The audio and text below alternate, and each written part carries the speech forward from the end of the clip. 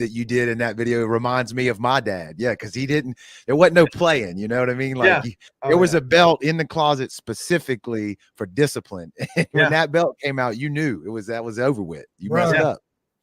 Oh, and my dad was always a man of a few words in those specific situations. Like when my dad got serious, he never said a whole lot.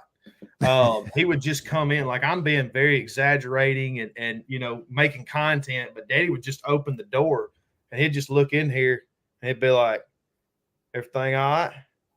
My mom is over there in the corner going, Neil, I've got this. Nick, leave. I have got this. And I'm sitting over there shivering in my boots like, is this the time? Is this the time that I'm fixing to like eat all my teeth, like and pay for the dentist bill? Like, but which we only had those, I think 2 of those because my dad was not one of those. Like I'm going to tell you 4 or 5 times, like, you're gonna meet the pain train on one of them. So yeah, dude, he didn't get out his mouth right.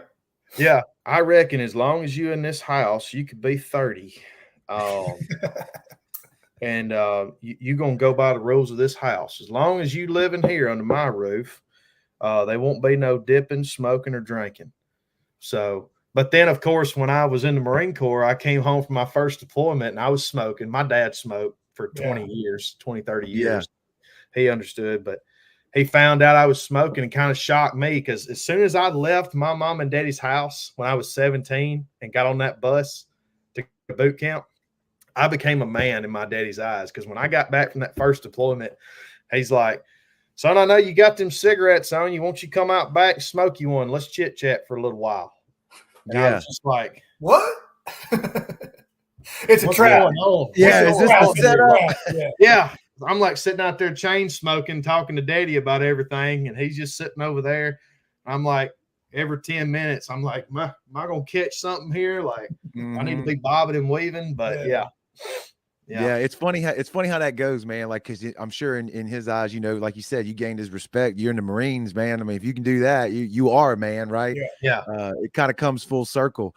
I see people sometimes nowadays, like with their kids, don't do that again, or I'm gonna do this, and they tell them that 50 times, and I'm like, you done burnt that bridge. They know you ain't, gonna do nothing. It don't work like that, and that's why 49 and a half too many.